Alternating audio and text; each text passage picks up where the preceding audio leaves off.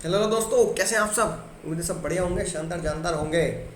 और house property का पहला लेक्चर बेसिक सेक्शन 22, 23, 5 आपके घुटनों तो समझ चुका। बिल्कुल समुद्र की गहराई में तल पर जाकर मैंने तुम्हें वो समझाया है, तो कभी गलती नहीं होगी। लेकिन आज जो टॉपिक शुरू होने वाला है वो बहुत शानदार जानदार शुरू होने वाला है, क्योंकि आज ही हम सीखने वाले हैं कैसे एक्चुअल में प्रैक्टिकली कैलकुलेट की जाती है हाउस प्रॉपर्टी की इनकम। राइट, इसलिए आपकी स्क्रीन पर भी यही लिखा है नालायक हो, method of computation of annual value. Sir ये एनुअल वैल्यू क्यों लिखी है, कंप्यूटेशन कैसे करनी है, तो बात समझ में आ गई। अगर धुंधला धुंधला याद हो तो आप मुझे बताओ, सेक्शन 22 मैं तेरा भाई तुम मेरा भाई, मैं तेरा भाई तुम मेरा भाई, सेक्शन 22 शुरू कैसे होता है। सेक्शन 22 बोलता है, पहली लाइन ही, एनुअल, ओ हाँ sir, annual value of building and land opportunity, यानी कि अटैच्ड देयर टू, है ना। यानी कि एनुअल वैल्यू ही हमें लेनी होती है किसकी, बिल्डिंग की, और बिल्डिंग के साथ जो जुड़ी हुई जमीन है उसकी। यानी कि जमीन अगर बिल्डिंग के साथ जुड़ी है और किराए पे दी गई है तो हाउस प्रॉपर्टी हेड में आएगी और उसकी एनुअल वैल्यू टैक्सेबल होगी। तो भैया इन शॉर्ट सेक्शन 22 ही क्या बोलता है, सेक्शन 22 ही ये बोलता है, sir annual value of building और land opportunity thereto shall be taxable. Annual value को ही तो टैक्सेबल करना है मुन्ना, यानी कि एनुअल वैल्यू तक पहुंचना पड़ेगा, एनुअल वैल्यू तक पहुंचना पड़ेगा, है कि नहीं बात। इसलिए क्या हेडिंग डालेंगे, method of computation of annual value. Sir अब सुनेंगे राज की बात, राज की बात ही बताएं, एनुअल वैल्यू वर्ड क्या दिया गया। अब हमने तो ये पढ़ा सर, हाउस प्रॉपर्टी में जो बाबू भैया है, बाबू भैया को तो भाड़ा, है कि नहीं बात, भाड़ा है ना, भाड़ा बोल तो रेंट, भाड़ा टैक्सेबल मिलेगा, है कि नहीं बात। यानी जो भाड़ा मिलेगा बाबू भैया को उस पर टैक्स लगाना है। तो भाड़े को क्या बोला गया, कानूनी भाषा में तो लिखेंगे तो है नहीं सर फाइनेंस मिनिस्टर कि भैया एनुअल भाड़ा, ठीक है। तो वैल्यू को क्या बोला जाता है आम आदमी की भाषा में, जिसे हम रेंट बोलते हैं, जिसे बाबू भैया भाड़ा बोलते हैं, भाड़ा, उसे income tax department, finance minister साहब हाउस प्रॉपर्टी हेड के अंदर वैल्यू बोलते हैं। एनुअल तो बच्चों वाली बात है, एनुअल बोले तो yearly.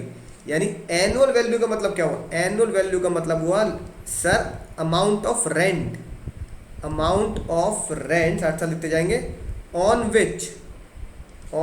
Which tax, amount of rent on which tax is charged is called annual value. वाह सर मजा आएगा, क्या बात लिखवाई। यानी रेंट जिसके ऊपर टैक्स लगाया जाएगा वो एनुअल वैल्यू कहलाता है। ठीक है मुन्ना, बात समझ में आ चुकी है। सर बिल्कुल समझ में आ चुकी है। अब सर एनुअल वैल्यू तक पहुंचना है तो मैं पहुंचूंगा कैसे, राइट। सुनेंगे ध्यान से। सबसे पहले उसे कैलकुलेट करने का क्या तरीका है, सबसे पहले मैं लिखूंगा ग्रॉस एनुअल वैल्यू, क्योंकि दुनिया में भी और क्वेश्चन में भी आपको क्या मिलने वाली है, ग्रॉस एनुअल वैल्यू मिलने वाली है, ग्रॉस एनुअल वैल्यू। ठीक है, पहले मैं आपको फॉर्मेट लिखवा देता हूँ, राइट। जैसा सैलरी का फॉर्मेट था ना वैसा बिल्कुल भी नहीं है, सैलरी का इतना लंबा चौड़ा फॉर्मेट था, इसका फॉर्मेट तो मुन्ना बहुत ही छोटा मोटा है। आप कहोगे सर मतलब बच्ची सैलरी का बाला क्या बाला है कि नहीं बात। सबसे पहले ग्रॉस एनुअल वैल्यू निकालेंगे, यानी हमें पहुंचना एनुअल वैल्यू तक है, लेकिन हमें सबसे पहले क्या मिलेगी, ग्रॉस एनुअल वैल्यू मिलेगी। प्रैक्टिकल लाइफ में भी हमें ग्रॉस एनुअल वैल्यू ही दी जाती है भैया। उसमें से लेस करेंगे म्युनिसिपल टैक्स,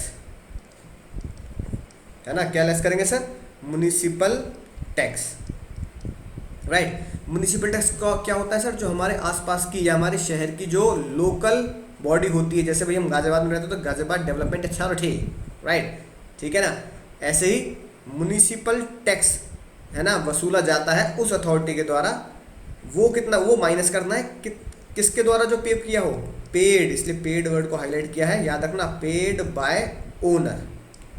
ठीक है मुन्ना, पेड बाय ओनर। अब इसे फॉर्मेट लिखेंगे, ग्रॉस एनुअल वैल्यू आ गई, municipal tax paid by owner आ गया, जो वैल्यू बचेगी, इसमें से माइनस कर रहे हैं, याद रखना, जो वैल्यू बचेगी उसे प्यार से क्या नाम देंगे, net annual value. Sir net annual value आ गई, मजा ही आ गया सर, बोलो सर मजा ही आ गया, नेट एनुअल वैल्यू। ठीक है, एग्जाम में फुल फॉर्म में लिखना है, हम सिर्फ अपने क्वेश्चन सॉल्व करने के लिए इसे शॉर्ट में लिखेंगे GAV ग्रॉस एनुअल वैल्यू, इसे क्या लिखेंगे NAV नेट एनुअल वैल्यू। बस एनुअल वैल्यू आ गई, इस पर टैक्स लगाना है। लेकिन मुन्ना इसमें से दो चीज़ें और माइनस होंगी, माइनस करेंगे डिडक्शन अंडर सेक्शन 24। सर सुना सुना सा लग रहा है, गाना गाओ इसके लिए, तेरी याद साथ है। किसकी याद साथ है भैया, तुमने याद किया होगा ये सेक्शन जब मैंने तुम्हें डिडक्शन पढ़ाया था, मतलब याद है, लिंक, क्रोनोलॉजी समझे, क्रोनोलॉजी लिंक क्या है, राइट। डिडक्शन में पढ़ाया था 80C में, 80C में अगर घटाई जाती है प्रिंसिपल अमाउंट, राइट, ऐसे ही 24 का जो इंटरेस्ट होता है, यानी कि इंटरेस्ट ऑन हाउस लोन जो होता है, वो सेक्शन 24 में आता है। याद आ गई होगी बात, हाँ सर याद आ गई, 80C के साथ ही आपने बताया था, प्रिंसिपल जाता है 80C में और अमाउंट ऑफ इंटरेस्ट जाता है 24 में। तो 24 में सबसे पहले क्या लेस करना है, 24 का सबसे पहले लेस करना है हमें स्टैंडर्ड डिडक्शन, है ना। अभी के करके डिकोड करेंगे, चिंता मत करो, स्टैंडर्ड डिडक्शन, राइट। जैसे स्टैंडर्ड डिडक्शन हमने सैलरी में पढ़ी थी, स्टैंडर्ड डिडक्शन हाउस प्रॉपर्टी की है सर कितनी, 30% ऑफ NAV, 30% ऑफ NAV। फिलहाल नोट कर लो, बिल्कुल डिटेल में बताऊंगा, चिंता मत करो सर। और क्या लेस करना है, और हमारा सबसे फेवरेट मनपसंद चहीता लेस करना है ब्याज, interest on house loan, interest on house loan less करना है। तो भैया स्टैंडर्ड डिडक्शन लेस कर दिया, interest on house loan less कर दिया। अब जो वैल्यू आएगी ये हमारी कहलाई जाएगी जो टैक्सेबल होगी, taxable income from house property. हमें यहाँ तक पहुँचना है, और कसम माँ भवानी की इतना सा छोटा सा ही फॉर्मेट है, बस यहाँ पे आके आपका चैप्टर खत्म, राइट। तो हमें देखो सिंपल सी बात, अगर मैं अब अकाउंट्स की भाषा में बोलूँ, क्योंकि रग रग में आपके अकाउंट्स है, बचपन से सीखते आ रहे हो, ये क्या है मेरा gross annual value, gross annual value, यानी कि ये मेरा ग्रॉस रेंट है ना। एनुअल अभी क्या होता है, एनुअल मतलब ईयरली, वैल्यू मतलब रेंट, ये मेरा क्या है, ग्रॉस रेंट है ईयरली का जो मुझे प्राप्त हुआ, राइट। यानी कि जो प्राप्त हुआ उसे मैं क्या बोलता हूँ, उसे मैं बोलता हूँ कैश इनफ्लोज, ये मेरा कैश इनफ्लो है। सर बात समझ में आ चुकी है, समझ गया ना मुन्ना। अगली बात, ये क्या है सर मेरा, ये माइनस जो मैं करता जा रहा हूँ, ये इतनी चीज मैंने माइनस करी, ये क्या है सर, ये मेरी वो खर्चे हैं, ये मेरे वो एक्सपेंसेस हैं, है ना, ये मेरा वो खर्चा है जो मैंने GAV कमाने में लगाया। यानी खर्चा है किससे रिलेटेड, हाउस से रिलेटेड, बिल्डिंग से रिलेटेड, है ना, हाउस से रिलेटेड खर्चा। तो भैया जो इनकम है, बचपन से ही अकाउंट्स में पढ़ते आ रहे हैं, है ना, रिलेटेड कॉन्सेप्ट, ठीक है, मैचिंग कॉन्सेप्ट, रिलेटेड कॉन्सेप्ट, है ना, कि भैया जो खर्चा जो इनकम होती है उससे रिलेटेड खर्चे उसी से घटाए जाते हैं। ये अगर घर की इनकम है, अगर मैं बोलूँ सर ये घर की कमाई है, ये घर का कैश इनफ्लो है, तो ये सारा का सारा घर का क्या है, ये सारा का सारा घर का खर्चा है, राइट। तो भैया सिंपल सी बात, cash inflows Munna, cash inflows में से ये सारे के सारे क्या कर दिए मैंने, कैश आउटफ्लो घटा दिए, कैश इनफ्लो में से कैश आउटफ्लो घटा दिए। ये कैश इनफ्लो एक ही है, gross annual value is my cash inflow, और ये जो सारे के सारे मैंने माइनस करे हैं, ये सारे के सारे मेरे कैश आउटफ्लो हैं। तो कैश इनफ्लो में से कैश आउटफ्लो घटा दूं तो ये क्या होगा, मेरी हाउस प्रॉपर्टी की टैक्सेबल इनकम निकल के आ जाएगी। सर क्या बात है ना। तो वही फॉर्मेट है जो हम अकाउंट्स में बचपन से बनाते आ रहे हैं, cash inflow minus cash outflow is my net income, cash inflow minus cash outflow is my net income. तो सर यही हमें करना है, कैश इनफ्लो में से कैश आउटफ्लो घटाना है, राइट। कैश इनफ्लो को क्या बोलते हैं, कैश इनफ्लो को क्या बोलते हैं, ग्रॉस एनुअल वैल्यू, यानी घर का ग्रॉस किराया जो मकान मालिक को, बाबू भैया को टेनेंट से, अपने किराएदार से मिला। ठीक है सर, बात समझ में आ चुकी है सर? बिल्कुल बात समझ में आ चुकी है, उम्मीद है नोट कर लिया होगा। शानदार जानदार फॉर्मेट। सर अब क्या शुरू करते हैं? सर अब शुरू करना है हमें जीएवी कैसे कैलकुलेट होती है, जीएवी कैसे कैलकुलेट होती है, राइट। जीएवी कैलकुलेट करने के बाद ही आप आगे का प्रोसेस सीख पाएंगे सर। जीएवी, अब सुनना ध्यान से, जीएवी सर, जीएवी बोले तो आज के बाद हमें क्या बोलना है जीएवी को sir? Gross annual value. Sir gross annual value को कैलकुलेट करने का तरीका फिक्स है, लॉ मेकर ने फिक्स कर रखा है सेक्शन 23 में। सेक्शन 23 में बताया गया है कैसे जीएवी को कैलकुलेट करना है, राइट। ठीक है, यानी कि जीएवी कैलकुलेट करने के भांति भांति प्रकार के केसेस हैं। सर केसेस कैसे? सर केसेस कैसे? जैसे मान लो मेरा एक घर है, समझना ध्यान से, मेरा एक घर है, हो सकता है आपके साथ भी यही केस हो। आप अपने घर में रहते हैं या किराए के मकान पर रहते हैं? आप कह रहे हैं सर मैं अपने घर में रहता हूँ। अपने घर में रहते हो, किसी को किराया नहीं देते, तो अगर मैं अपने ही घर में रह रहा हूँ तो उस मकान को बोलते हैं सेल्फ ऑक्यूपाइड। मैं खुद रहता हूँ, सेल्फ ऑक्यूपाइड, है ना। शॉर्ट फॉर्म में एसओ लिख देते हैं, लेकिन एग्जाम में हमें क्या लिखना है? Self occupied. ठीक है, तो सेल्फ ऑक्यूपाइड के केस में ग्रॉस एनुअल रेंट, है ना, वैल्यू को आज के बाद क्या बोलेंगे? रेंट बोलेंगे, है ना। तो ग्रॉस एनुअल वैल्यू कैसे निकालनी है ये हम सीखेंगे। अभी सस्पेंस, सस्पेंस दोस्तों, सस्पेंस धीरे धीरे खुलासे होंगे, है ना। अच्छा, मैंने अपना मकान किसी को किराए पे दे रखा है, यानी कि भैया हम हैं बाबू भैया के जूतों में, है ना। तो भैया बाबू भैया के लिए, बाबू, है ना, मेरे थोड़ा ने बाबू ने खाना खाया, बाबू भैया ने, है कि नहीं बात, बाबू भैया ने मकान किराए पे दे रखा है, तो उनके लिए जीएवी कैसे कैलकुलेट होगी, ग्रॉस एनुअल रेंट कैसे कैलकुलेट होगा। एक ये भी तो केस हो सकता है, मैंने 8 महीने मकान रेंट पर दिया, ठीक है ना, या फिर मैंने खाली करा लिया, मैंने कहा मैं खुद रहूँगा, तो 4 महीने मैंने उस मकान में खुद रहा, सेल्फ ऑक्यूपाइड किया, उस मकान पे खुद ही रहना शुरू कर दिया। इस केस में क्या होगा सर? है कि नहीं बात, राइट। मैंने भैया क्या किया, 10 महीने मकान में खुद रहा, 10 महीने सेल्फ ऑक्यूपाइड रहा, ठीक है, राइट। या कह दो भैया मैंने 10 महीने मकान को रेंट पर दिया, राइट, और 2 महीने मकान क्या रहा? खाली रहा। मैं मकान में रहा नहीं, मकान खाली रहा, मकान में ताला लगा रखा है, बाहर बोर्ड डाल रखा है भैया मकान किराए के लिए खाली है, यानी कि वेकेंट रहा, खाली रहा। तो इस केस में क्या होगा? ऐसे बहुत केसेस बनते हैं, मैक्सिमम 6 केस, है ना, बनते हैं तोड़ मरोड़ के। वो हमें सीखने हैं कि कैसे एक एक केस की, कैसे एक एक केस की जीएवी निकाली जाती है। सर कैसे एक एक केस की जीएवी निकाली जाती है, ये हमें सीखना है इन हाउस प्रॉपर्टी के सेक्शन 23 के अंदर। तो भैया सेक्शन 23 ने बहुत बढ़िया तरीके से बताया सर, ठीक है, कि कैसे जीएवी निकालते हैं। तो सबसे पहले, है ना, सेक्शन 23 की शुरुआत करते हैं। तो सबसे पहला केस आता है आपका section 23 sub section 1 clause A oblique, या ऐसे कहता, दूसरा सेक्शन क्या बनेगा? सेक्शन 23, है ना, सब सेक्शन 1 और क्लॉज बी, यानी 23(1)(a), 23(1)(b), राइट। इसको मैंने अपने नोट्स में नाम दिया है केस नंबर 1, ठीक है ना।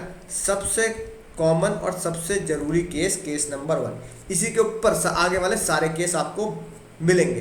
केस नंबर 1 एग्जाम में केस नहीं है मुन्ना, एग्जाम में केस नहीं है, एग्जाम में तो सेक्शन लिखने हैं। केस नंबर 1, 2, 3, 4 तो ये मैंने अपने नोट्स में आपको लिख के दिया है ताकि आप आसानी से याद कर पाए। जी केस नंबर 1 क्या था? केस नंबर 1 ये था 23(1)(a) वाला, राइट। तो 23(1)(a) ने क्या बोला? 23(1)(a) ने ये बोला कि भैया जीएवी अगर निकालेंगे तो किस हाउस की निकालेंगे? एक ऐसा हाउस, एक ऐसा घर, साथ साथ चाहे डायग्राम भी बनाते जाना, है ना, आर्ट भी बनाते जाना, राइट। एक ऐसा हाउस, टाटा स्काई लगा देते हैं, एक ऐसा घर जिसकी खिड़की में से तुम झांक रहे हो, है कि नहीं बात। तो पता लगा कि वो मकान क्या है? 12 महीने किराए पर है, 12 मंथ लेट आउट, है कि नहीं बात। क्या है? 12 मंथ लेट आउट, 12 महीने लेट है, 12 महीने किराए पर। हिंदी में लिख लो 12 महीने किराए पर, 12 महीने किराए पर, 12 महीने किराए पर। एक ऐसा मकान जो 12 महीने किराए पर है, ये सर एक एक केस हीरे मोती के समान है, इसलिए तुम्हें बहुत आराम से पढ़ा रहा हूँ, ध्यान रखना, बहुत बहुत जरूरी बात। अगर क्वेश्चन में साफ साफ ये पता लग रहा है, साफ साफ दिया हुआ है कि मकान 12 महीने किराए पर है, 12 महीने किराए पर है, सिर्फ और सिर्फ तभी सेक्शन 23(1)(a) 23(1)(b) लगेगा, यानी सिर्फ और सिर्फ तभी केस नंबर 1 लगाओगे। अगर क्वेश्चन में 1 महीने भी मकान खाली रहा, 1 महीने में मकान आपने सेल्फ ऑक्यूपाइड कर लिया, ठीक है, तो 1 महीने की भी अगर गड़बड़ी हो गई ना, किराए पे नहीं रहा, तो फिर 23(1)(a) और 23(1)(b नहीं लगेगा, केस नंबर 1 नहीं लगेगा, फिर हम दूसरे केस से सॉल्व करेंगे। तो हर एक केस की स्पेसिफिक डिटेल है, हर एक केस की स्पेसिफिक डिटेल, उस स्पेसिफिक डिटेल को अगर आप पूरा कर देते हैं, सिर्फ और सिर्फ तभी वो केस और वो सेक्शन एप्लीकेबल होगा। तो वो स्पेसिफिकली वो शानदार डिटेल क्या है, क्वेश्चन में साफ साफ क्लियर कट लिखा हुआ है 12 महीने मकान किराए पर, 12 महीने मकान किराए पर। अगर 12 महीने मकान किराए पर है तो भैया हमें जीएवी कैसे कैलकुलेट करनी है, हमें ये सीखना है आज, ठीक है ना। जीएवी कैसे कैलकुलेट करनी है ये हमें सीखना है आज। तो सर जीएवी कैलकुलेट करने का फॉर्मूला ध्यान से देखो अब, calculation of gross annual value, ठीक है। जीएवी ही हमारा क्या है, सबसे पहला स्टेप है, यही तो हमारा कैश इनफ्लो है, ये सीखना पड़ेगा पहले। Calculation of GAV, if house is 12 महीने रेंट पर, अगर 12 महीने रेंट पर है तो मैं जीएवी कैसे कैलकुलेट करूंगा।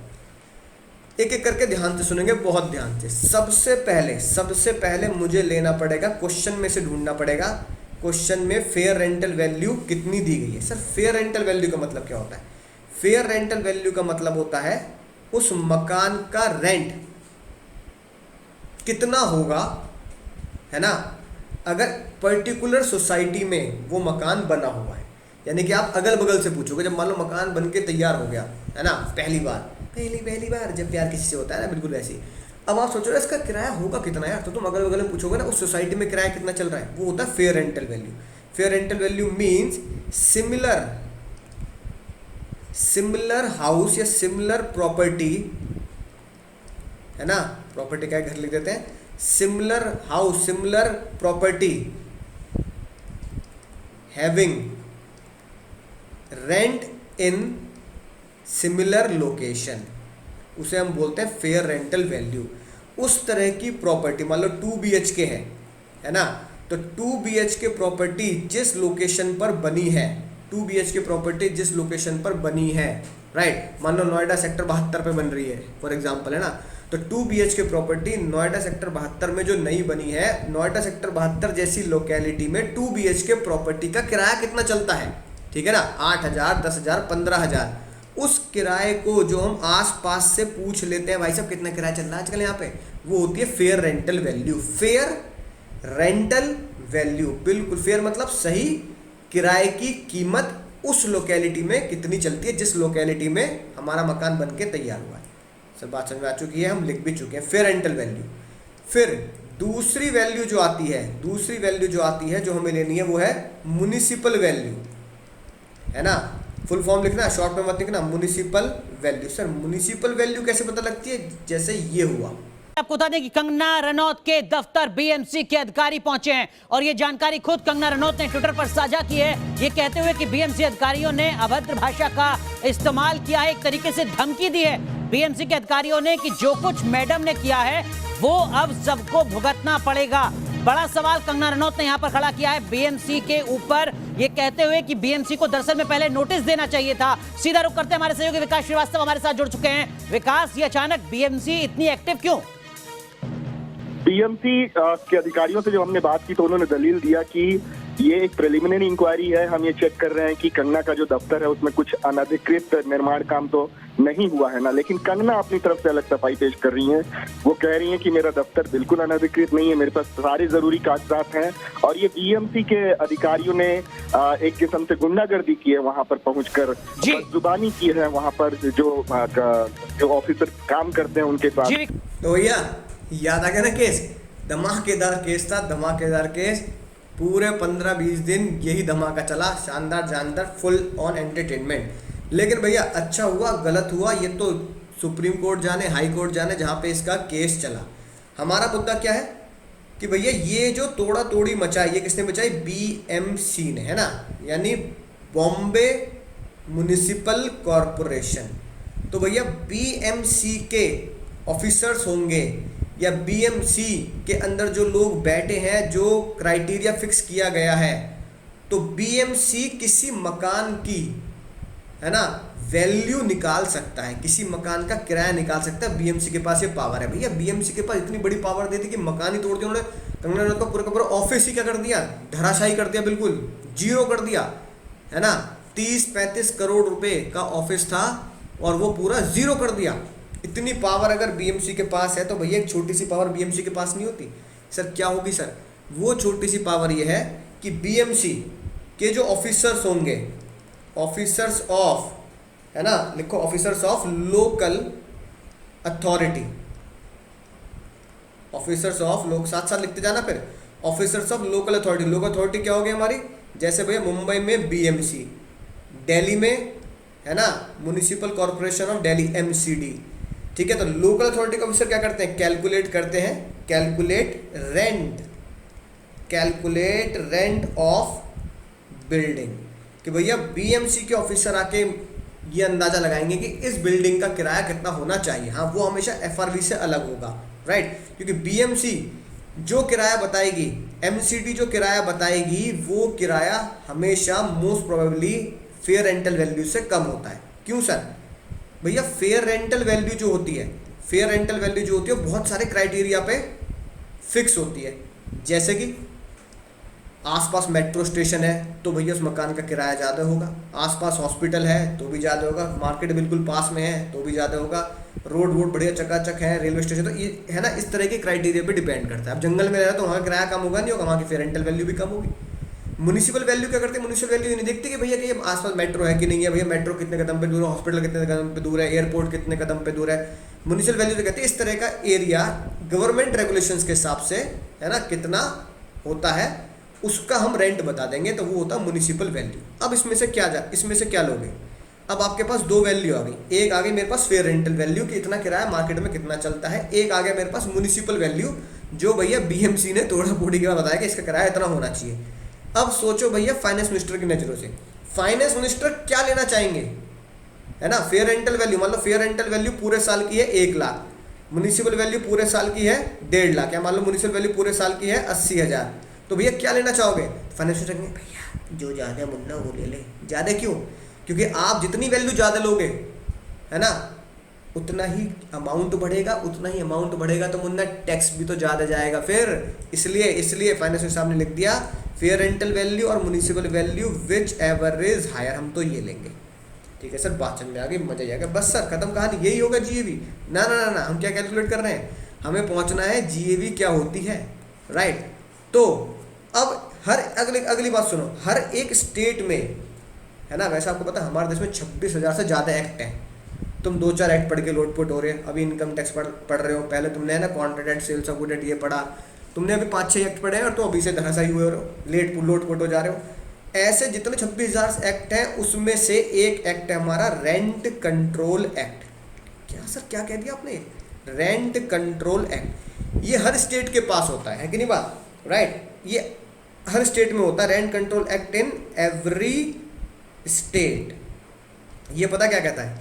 रेंट कंट्रोल एक्ट बहुत सिंपल सी बात कहता है। रेंट कंट्रोल एक्ट कहता है भाई किसी की मजबूरी का फ़ायदा नहीं उठाना। मैं भैया बड़े गांव से आया, बहुत दूर से चल के, है कि नहीं बात, मैं पहुंचा नोएडा, गाजियाबाद, फरीदाबाद, एनसीआर, दिल्ली एनसीआर। उसने देखा भैया इसकी नौकरी यहाँ पे है, अब तो इसे मकान किराए पे लेना पड़ेगा, एक काम करते हैं मजबूरी का फ़ायदा उठा लेते हैं। ठीक है, किराया मान लो चल रहा है आसपास का 10,000 रुपये महीना, मैंने बोल दिया मैं तो लूँगा जी 20,000 रुपये महीना, खेलना है तो खेलो वरना गेट आउट। तो ऐसे बहुत सारे लोग बाहर से आ रहे हैं और किराए के मकान ढूंढ रहे हैं, और सभी ने अपने मकान का किराया जानबूझ के बढ़ा दिया, क्योंकि उन्हें पता है बाहर से लोग आएंगे और मकान तो लेंगे ही, है कि नहीं बात, तो उनको लूट लो। तो वो लुटे ना बेचारे, और मकान मालिक बाबू भैया लुटेरे ना बन जाएं कि जो शाम से भी मन मुताबिक किराया मांग लिया, है कि नहीं बात, राइट, और किसी से भी, अक्षय कुमार से भी मन मुताबिक किराया मांग लिया, भैया हम तो लूट लेंगे। तो रेंट कंट्रोल एक्ट कहता है कि भाई हम एक अपर लेवल फिक्स करेंगे, है ना, इससे ज़्यादा आप ले ही नहीं सकते। तो हर एक रेंट कंट्रोल एक्ट के हर एक स्टेट में जो क्या बताता है लिखो, राइट, ये बताता है, हिंदी में लिख लेता हूँ, रेंट कंट्रोल एक्ट बताता है मैक्सिमम रेंट जो मकान मालिक, मैक्सिमम रेंट जो बाबू भैया कौन है, मकान के मालिक, मैक्सिमम रेंट जो बाबू भैया शाम से, यानी कि टेनेंट बोले तो किराएदार, टेनेंट से ले सकता है ना, टेनेंट से ले सकता है, इतना मैक्सिमम रेंट लिया जा सकता है। समझ आ गया ना बात। तो रेंट कंट्रोल एक्ट क्या बताता है, इतना मैक्सिमम रेंट आप चार्ज कर सकते हैं, राइट। ये फिक्स नहीं होता, ये बिल्डिंग टू बिल्डिंग डिपेंड करता है, depends on building to building, ठीक है जी बात। एक बिल्डिंग का स्टैंडर्ड रेंट कुछ हो सकता है, दूसरी बिल्डिंग का स्टैंडर्ड रेंट कुछ हो सकता है, लेकिन हाँ जितना भी स्टैंडर्ड रेंट आएगा, ठीक है मुन्ना, जितना भी स्टैंडर्ड रेंट आएगा, राइट, आप उससे ऊपर नहीं जाएंगे। तो रेंट कंट्रोल एक्ट ने हमें क्या वैल्यू दी सर, रेंट कंट्रोल एक्ट ने हमें दिया स्टैंडर्ड रेंट, है ना, standard rent.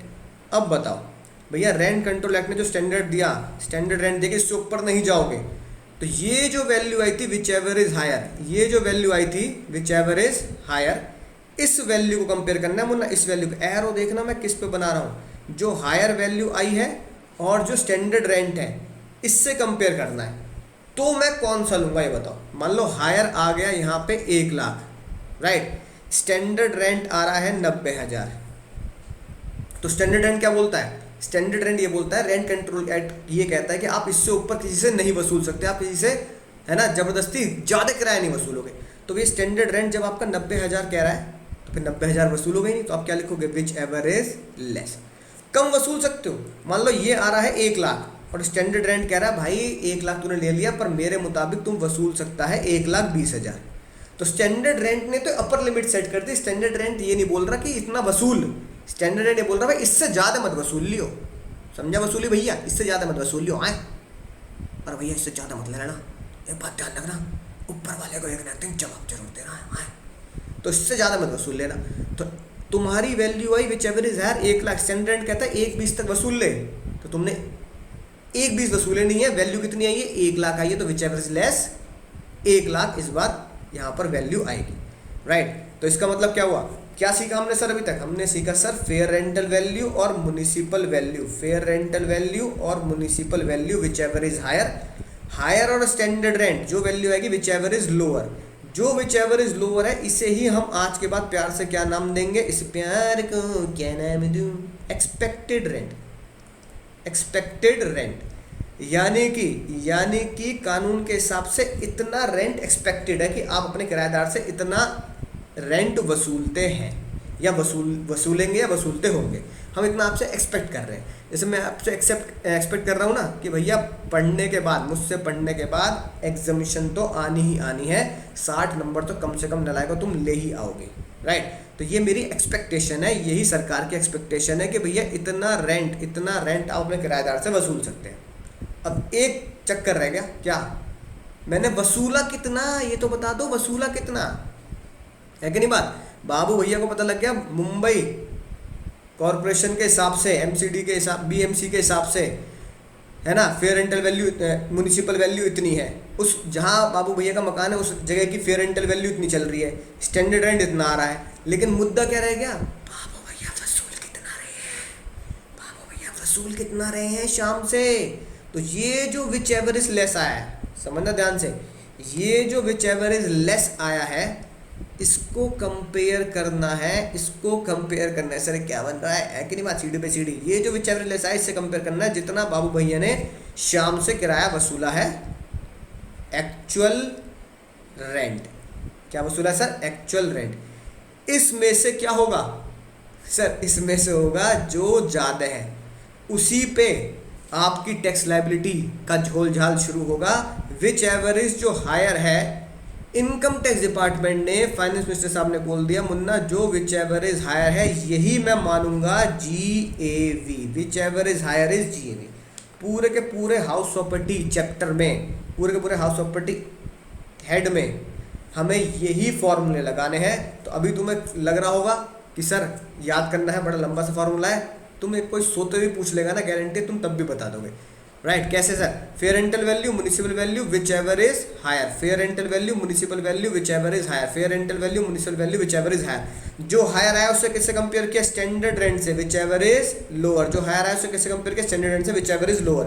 Whichever is lower को किससे कंपेयर करेंगे? एक्चुअल रेंट से, यानी विच एवर इज लोअर को एक्चुअल रेंट से कंपेयर किया, उसमें से क्या होगा? जो ज़्यादा है, जो ज़्यादा है विच एवर इज लोअर और एक्चुअल रेंट जो ज़्यादा है वो होगा जीएवी, राइट। उसे हम बोलेंगे जीएवी। और ये जो विच एवर इज लोअर है इसे हम बोलते हैं एक्सपेक्टेड रेंट। ठीक है सर, बात समझ में आ चुकी है, मज़ा ही आ चुका है। जीएवी आपने निकाल ली केस नंबर 1 की। ठीक है, हमने क्या कवर कर लिया सर? हमने केस नंबर 1 कवर कर लिया, जो क्या बोलता है 23(1)(a) और 23(1)(b। अब सर 23(1)(a) और 23(1)(b है ना, ये बात लिखी कहाँ पर है? तो दोस्तों चलते हैं नोट्स की तरफ, राइट। ये तो आपका फॉर्मेट है, जो अगले पेज पे मैंने आपको वही लिख के दिया है जो भी मैंने आपको बताया। GAV less municipal tax paid by owner, NAV बचेगी, 24 की रिडक्शन लेस करेंगे, स्टैंडर्ड इंटरेस्ट, और मेरा आंसर आ जाएगा।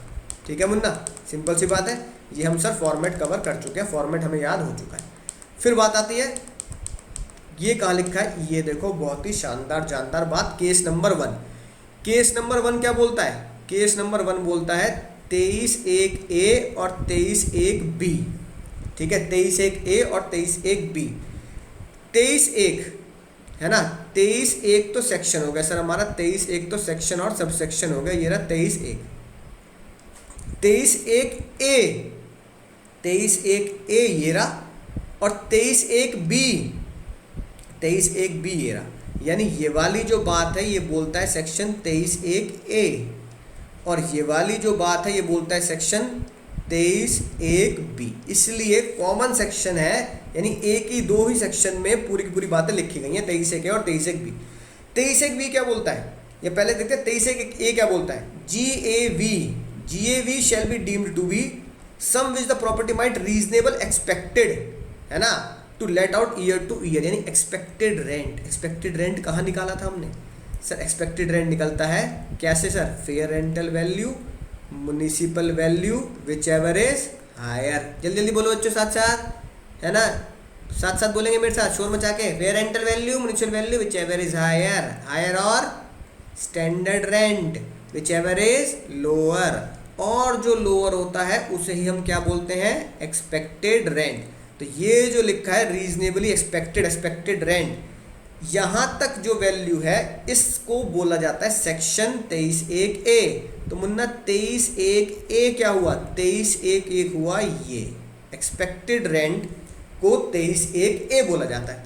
फिर बात यही सर, एक्सपेक्टेड रेंट निकलता कैसे? आपने तो 23(1)(a), आपने तो 23(1)(a) को एक्सपेक्टेड रेंट बता दिया, निकलेगा कैसे? ये यहाँ दे दिया, fair rental value municipal value whichever is higher, और standard rent whichever is lower, यानी can not exceed the standard rent. यानी कि 23(1)(a) होता है एक्सपेक्टेड रेंट इज 23(1)(a। उम्मीद है 23(1)(a) बिल्कुल घुटनों तक पहुंच चुका होगा। मजा ही आ गया सर, बोलो मजा ही आ गया सर, बोलो जल्दी, मजा ही आ गया सर, बोल लिया। ठीक है ना। फिर बात आती है कि 23(1)(b) क्या बोल देता है? 23(1)(b) बोलता है एक्चुअल रेंट रिसीव्ड और receivable whichever is higher. Actual rent receive और receivable whichever is higher. तो जो एक्सपेक्टेड रेंट आया, एक्सपेक्टेड रेंट को किससे कंपेयर करते हैं मुन्ना मुन्नियों? एक्सपेक्टेड रेंट को कंपेयर करते हैं हम किससे? एक्चुअल रेंट से।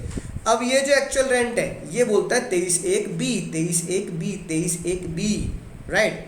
तो जो एक्सपेक्टेड रेंट है, ठीक है, उसे कंपेयर किया एक्चुअल रेंट से, विच एवर इज, ये लिखा Munna, whichever is higher, whichever is higher, whichever is higher, whichever is higher, whichever is higher. तो ये बात बोल दी 23(1)(b) ने, तो विच एवर इज हायर। तो हमने भी तो यही निकाला, fair rental value municipal value whichever is higher, higher और standard rent whichever is lower. जो विच एवर इज लोअर होता है उसे हम एक्सपेक्टेड रेंट बोलते हैं, और एक्सपेक्टेड रेंट कंपेयर करते हैं एक्चुअल रेंट से। विच एवर इज हायर जो होती है वो मेरी जीएवी हो जाती है।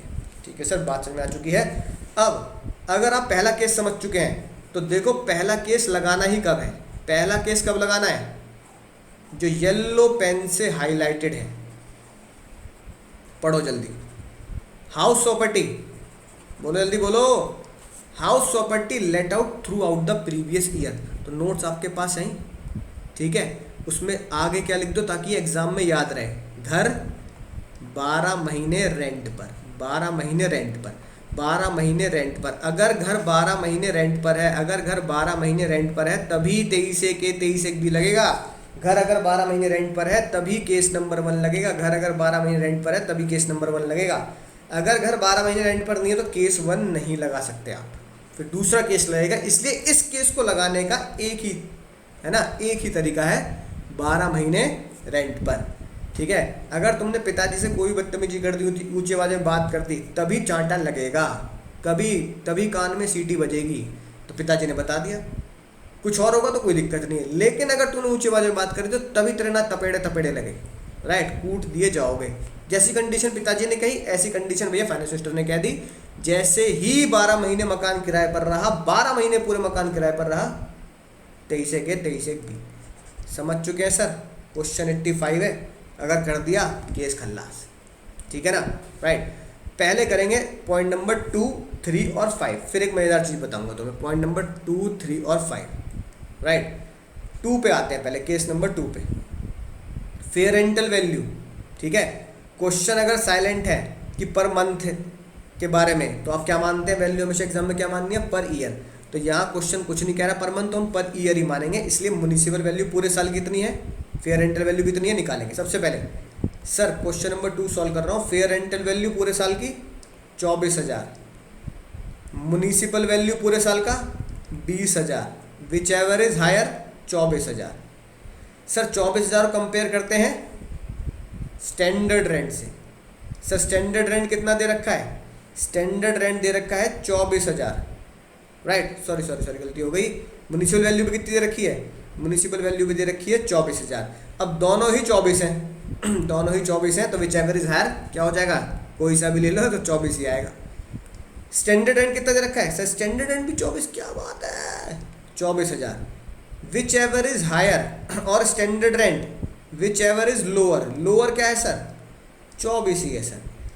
ये जो 24 वैल्यू आई है इसे हम क्या बोलते हैं, एक्सपेक्टेड रेंट। इसे किससे कंपेयर करना है, इसे कंपेयर करना है सर एक्चुअल रेंट से। एक्चुअल रेंट कितना दे रखा है इसमें, 36,000, तो एक्चुअल रेंट आ गया 36,000। इसमें से क्या ज़्यादा है, 24 और 36 क्या ज़्यादा है सर, 36,000 ज़्यादा है। तो आंसर क्या होगा मेरे क्वेश्चन के लिए, जीएवी कितनी बनेगी सर, जीएवी बनेगी 36,000। उम्मीद है सर बात समझ में आ चुकी होगी। शानदार जानदार तरीके से पूरे हाउस प्रॉपर्टी में यही गेम खेलना है। जल्दी से निकालो 36, 2 मिनट का समय तुम्हारे पास।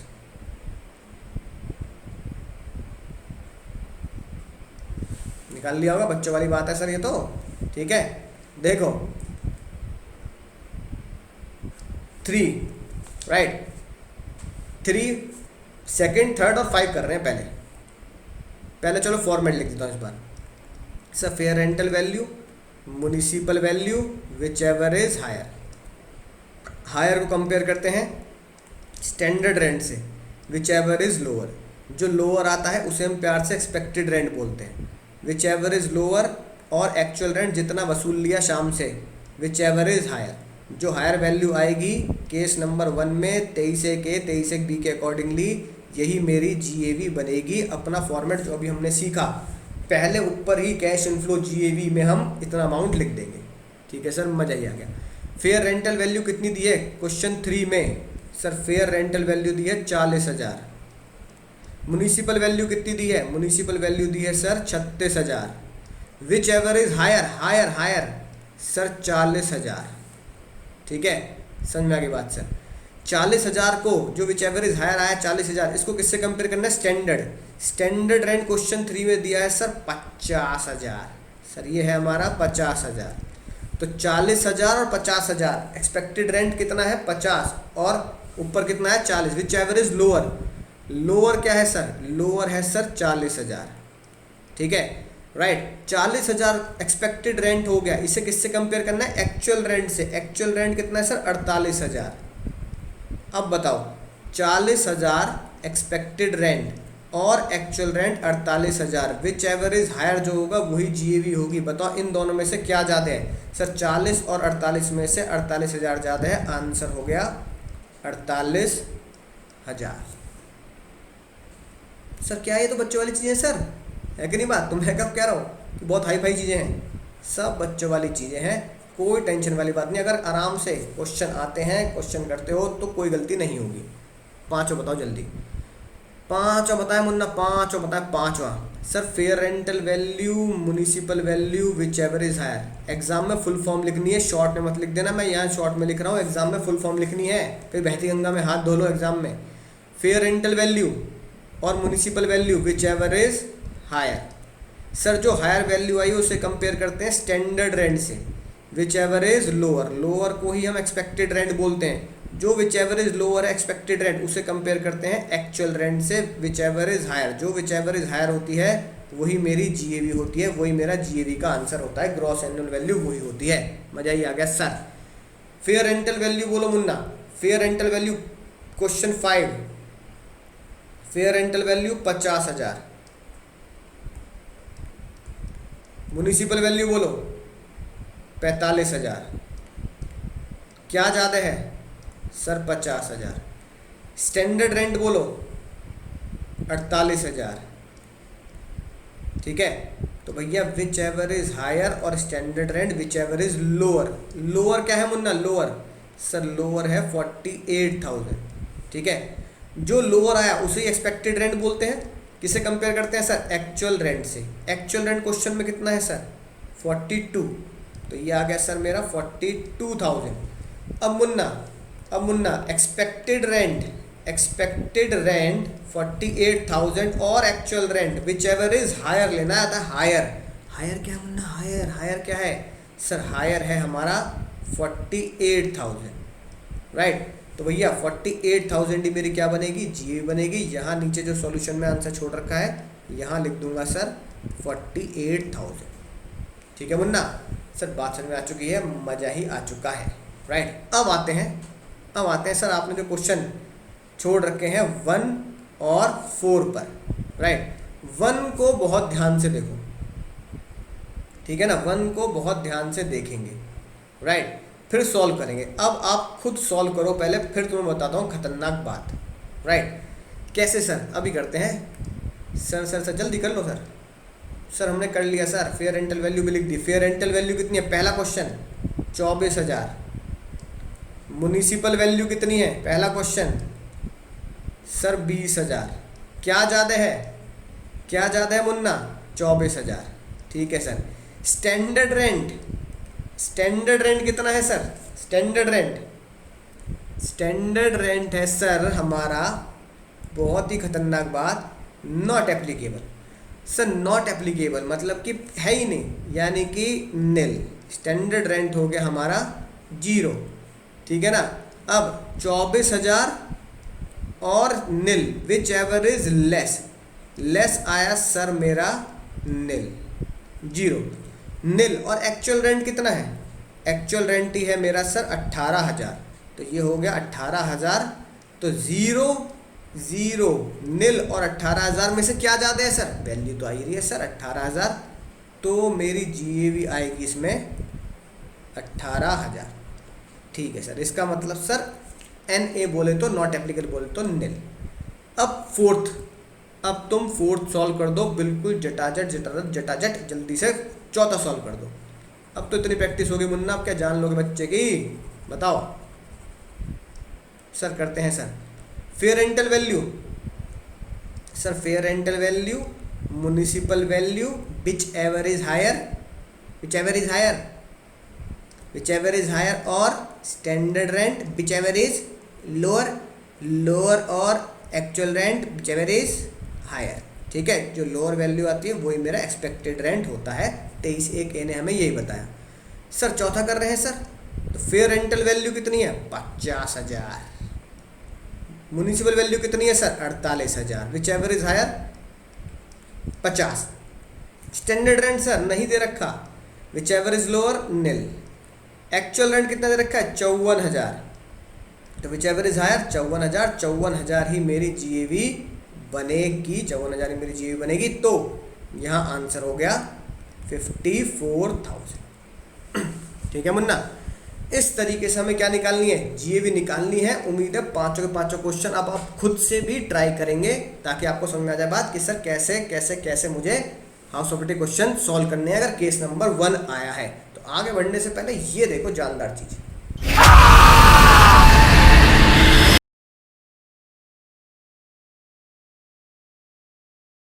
तुम्हारी गर्लफ्रेंड भूतिया है साले। क्या बकवास कर रहे हो? क्यों हर साल तुम्हारी साली एक गर्लफ्रेंड पूजा के टाइम ही आती है और बाद गायब हो जाती है? अगले 4 रात वो शिकार पे आने वाली है। कौन? स्त्री जो पुरुषों को उठाती है और सिर्फ वस्त्र छोड़ती है। वो पहले तुम्हें तुम्हारे नाम से पुकारेगी। तुम्हें क्या करना है? उसको सबका नाम कैसे पता चल जाता है? कुछ भी हो जाए पलटना मत।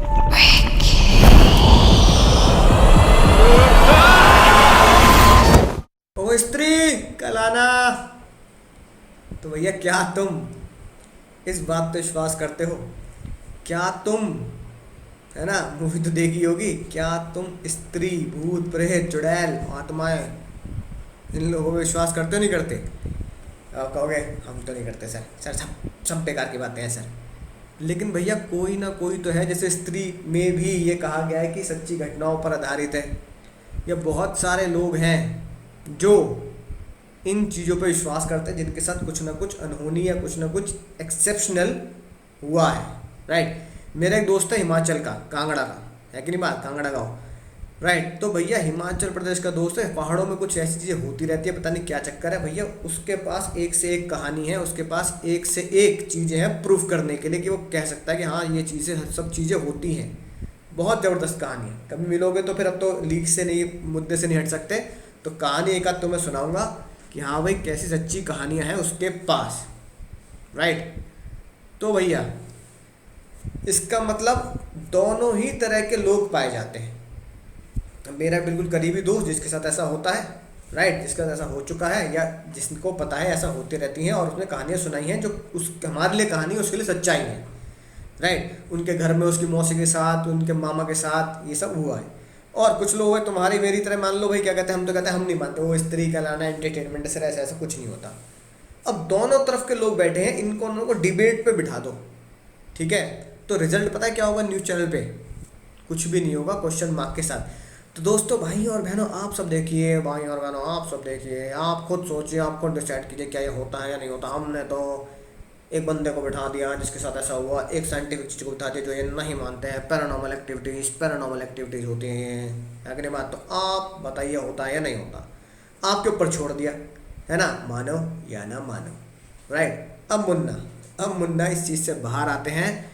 इसका मतलब अगर आप कोई मुझसे पूछे आजकल के टाइम पे कि सर आप मानते हैं नहीं मानते, अगर मैं कहूँ मानता हूँ, ठीक है, तो सामने वाला बहस करने लगेगा कि सर ऐसे कैसे मानते हो आप, सर पढ़े लिखे हो के भी ऐसी बातें कर रहे हो, हैं ये वो ऐसा होता ही नहीं है। मैं कहता हूँ मैं नहीं मानता, तो जो मानता हो कहता हूँ अरे सर आप चलो हमारे साथ, हम बताते हैं सर आप तो ऐसे ही कहते हो, आप ज़्यादा पढ़े लिखे लोगों के साथ ये दिक्कत है कि नहीं बात? तो पता मैं हाथ जोड़ लेता हूँ, मैं मुन्ना ना मैं पढ़े लिखों के साथ हूँ ना मैं बिना पढ़े लिखे के साथ हूँ। भैया मैं इस डिबेट में पढ़ने नहीं चाहता, मुझे माफ़ कर दो, I am not interested. Right, उसको पता क्या बोल देते हैं, उसको बोल देते हैं नॉट एप्लीकेबल। भैया ये बात मेरे ऊपर एप्लीकेबल होती ही नहीं कि मैं इस डिबेट में बैठूं, ठीक है। जो कहता है भैया हम मानते हैं, मैं उसको बोल देता हूँ हाँ भैया मैं भी मानता हूँ। जो कहता है भैया हम नहीं मानते, मैं उनको बोलता हूँ भैया मैं भी नहीं मानता, ना हम भी ना मानते मुन्ना। राइट, तो भैया जो जैसे कह रहा है उसको बिल्कुल वैसे ही बात कह दो, मानते नहीं मानते। इसका मतलब कोई चीज़ है, ठीक है, मानो या ना मानो, या कोई चीज़ नहीं है, मानो या ना मानो। जो लोग मानते हो पता है भगवान के लिए भी कहते हैं। भगवान देखा आपने, भगवान जी को देखा कभी? हनुमान जी, है ना, काली माता, दुर्गा माता देखा? नहीं देखा, है कि नहीं बात? तो क्या है, मानते ही तो हो। ऐसी सर आपने अगर कोई ऐसी पैरानॉर्मल एक्टिविटी नहीं देखी तो क्या है, मानते तो है ही। तो यार ये बात भी, ये तर्क भी सही है, जैसे भगवान है अच्छाई है बुराई भी है, तो भैया यही वाली बात है। तो इसलिए इस पचड़े में पढ़ो ही मत। तो इसको बोला जाता है नॉट एप्लीकेबल, यानी नॉट एप्लीकेबल कुछ होता भी है और कुछ नहीं भी होता। तो मतलब ये नलायकों, इस कॉन्सेप्ट से ये हो गया क्वेश्चन गलत, लगा लो कांटे। अरे सर शुक्र बनाओ कांटा आज ही लगवा लिया, पता लगा यहाँ क्वेश्चन सॉल्व करा है, क्लास दी एंड कर देता, फिर अगले लेक्चर में तो पता लगता है ये कांटा लग चुका है यहाँ। ठीक है ना, ऐसा भी कर सकता हूँ मैं। तो सुनो ध्यान से, नॉट एप्लीकेबल का मतलब, यहाँ अगर कहीं भी नॉट एप्लीकेबल है, कहीं भी दुनिया में नॉट एप्लीकेबल आप देखो, तो नॉट एप्लीकेबल का मतलब कभी भी निल नहीं हो सकता। नॉट एप्लीकेबल का मतलब कभी ये नहीं हो कि भैया जीरो, आप स्त्री हो, स्त्री का लड़ा स्त्री है या नहीं, आप मानते नहीं मानते। तो अगर मैं बोलता हूँ नॉट एप्लीकेबल, भैया I am not applicable, I am not interested, तो उसका मतलब ये नहीं है कि अगर मैं करूँ मैं इंटरेस्टेड नहीं हूँ, या मैं इस बहस में पढ़ना नहीं चाहता, है ना, या मुझसे बात मत करो इस बारे में, तो इसका मतलब ये नहीं कि मैं नहीं मानता। और इसका मतलब ये भी नहीं है, और इसका मतलब ये भी नहीं है कि मैं मानता हूँ। मैंने तो बस अपना पल्ला झाड़ लिया भैया कि भैया मुझे इन चीज़ों में कोई विश्वास नहीं है, मैं इन चीज़ों को नहीं मानता, मुझे कोई विश्वास नहीं है, तो मैंने उस बात को नॉट एप्लीकेबल लिख दिया। तो नॉट एप्लीकेबल का मतलब, नॉट एप्लीकेबल का मतलब, सुनना ध्यान से, नॉट एप्लीकेबल का मतलब निल भी नहीं है, और नॉट एप्लीकेबल का मतलब कोई वैल्यू भी नहीं है कि जितनी होनी चाहिए। तो सर अब इस क्वेश्चन में क्या होगा, अब इस क्वेश्चन में क्या होगा, सुनेंगे, ध्यान से सुनेंगे। अगर क्वेश्चन में कहीं भी किसी पॉइंट पर जाकर नॉट एप्लीकेबल लिखा है तो क्या करना है सर, सॉल्व करते हैं वन फिर से सही तरीके से। Fair rental value, municipal value, whichever is higher, whichever is higher, और standard rent whichever is lower, whichever is lower, और actual rent whichever is higher, जो विच एवर इज हायर है वही GAV बनेगी। ठीक है sir, अब बहुत ध्यान से देखना, बहुत ध्यान से। फेयर रेंटल वैल्यू दे रखी है सर 24,000 दे रखी है। म्युनिसिपल वैल्यू दे रखी है, हाँ सर 20,000 दे रखी है। Whichever is higher, whichever is higher 24,000। रुको जरा, स्टैंडर्ड रेंट क्या दे रखा है, नॉट एप्लीकेबल। स्टैंडर्ड रेंट अगर नॉट एप्लीकेबल है तो मुन्ना उसे निल नहीं मानना, यानी इसका मतलब कुछ है, कुछ तो है ना, लेकिन निल नहीं हो सकता। कुछ तो है तुझ तेरा बता, है कि नहीं बात, तो कुछ तो तुझसे राब्ता है लेकिन निल नहीं हो सकता। इसलिए हम क्वेश्चन सॉल्व करने के पर्पज से उसे निल ना मानकर उसे 24 के बराबर ही मान लेते हैं। यानी कि नॉट एप्लीकेबल मतलब जो मेरी सेकंड वैल्यू है जिससे मैं कंपेयर कर रहा हूँ, जो मेरी सेकंड वैल्यू है जिससे मैं कंपेयर कर रहा हूँ 24,000, विच एवर इज हायर 24,000, तो विच एवर इज हायर जो वैल्यू आई है मैं उसके बराबर मान लेता हूँ इसे। यानी कि सिर्फ अपने समझने के लिए इसे 24 लिख देता हूँ। एग्जाम में लिखना मत, एग्जाम में 24 लिखना मत, सिर्फ तुम्हें समझाने के लिए 24 लिख रहा हूँ। तो 24 और 24, 24 और नॉट एप्लीकेबल, 24 और 24, 24 और not applicable, which ever is lower क्या बैठेगा, which ever is lower sir 24 ही बैठेगा, राइट। और एक्चुअल रेंट कितना है, एक्चुअल रेंट है सर 18,000, तो एक्चुअल रेंट और 24,000, एक्चुअल रेंट और 24,000, विच एवर इज हायर 24,000। तो इस बार आंसर मुन्ना 18 नहीं, आंसर होगा 24,000। अरे सर ये क्या हो गया, निहार लो, है ना, आंखों में बसा लो, दिल में बसा लो इस बात को। ऐसे ही सॉल्व कर लेते हैं फोर्थ क्वेश्चन, मजा ही आने वाला है। देखो क्या होगा, फेयर रेंटल वैल्यू और municipal value whichever is higher, higher और standard rent whichever is lower, lower ही एक्सपेक्टेड रेंट होता है। एक्सपेक्टेड रेंट और actual rent whichever is higher, whichever is higher जो value होगी यही मेरी जीएवी होगी अपने फॉर्मेट में, यही मेरा आंसर हो जाएगा। सर तो बताएं मुन्ना, फेयर रेंटल वैल्यू चौथे में कितनी है 50,000, म्युनिसिपल वैल्यू 48,000, क्या ज़्यादा है सर 50,000।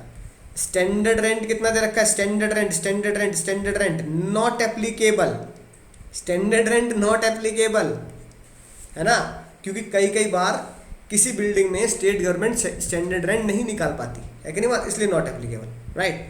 तो भैया standard rent not applicable, standard rent not applicable, बताएं आप। तो विच एवर इज हायर 50,000 और नॉट एप्लीकेबल, नॉट एप्लीकेबल को चुपके से लग जा गले, है कि नहीं बात, तो चुपके से नॉट एप्लीकेबल के नीचे लिख देना जो मैंने हायर निकाली उसके बराबर, यानी कि 50,000। अब बताओ मुन्ना, अब बताओ ध्यान से, 50,000 और नॉट एप्लीकेबल भी क्या माना जाएगा 50,000, भी नॉट एप्लीकेबल कभी जीरो नहीं होता, ठीक है ना, तो कुछ तो वैल्यू माननी पड़ेगी, तो हमने 50,000 मान लिया। Which ever is lower, whichever is lower क्या आएगा sir which ever is lower 50 और 50, विच एवर इज लोअर 50,000। और एक्चुअल रेंट कितना है? एक्चुअल रेंट है 54,000, एक्चुअल रेंट है 54,000। तो इस बार आंसर कितना है? Whichever is higher 54,000 answer आ गया, 54,000 आंसर आ गया। तो यहाँ कितना लिखेंगे सर? यहाँ लिखेंगे 54,000, राइट। इसलिए तुम्हें ये स्टोरी सुनाई ताकि तुम ये बात समझ पाओ कि नॉट एप्लीकेबल नील नहीं होता, इसलिए विच एवर इज हायर और नॉट एप्लीकेबल में विच एवर इज जो लोअर हम लेंगे वो वैल्यू लेंगे 50,000, यानी नॉट एप्लीकेबल एक तरीके से हमने उसके बराबर मान लिया। उम्मीद है दोस्तों फॉर्मेट भी समझ में आ चुका होगा, राइट। केस नंबर 1 भी समझ में आ गया जो हमने सीखा 23(1)A 23(1)B। तो प्रैक्टिस करेंगे, फिर से फॉर्मेट को रिपीट करेंगे। मैं मिलूंगा अगले लेक्चर में एक शानदार जानदार केस के साथ, शानदार जानदार सेक्शंस के साथ। तब तक शेयर कीजिए, दोस्तों को बताइए और पढ़ते रहिए।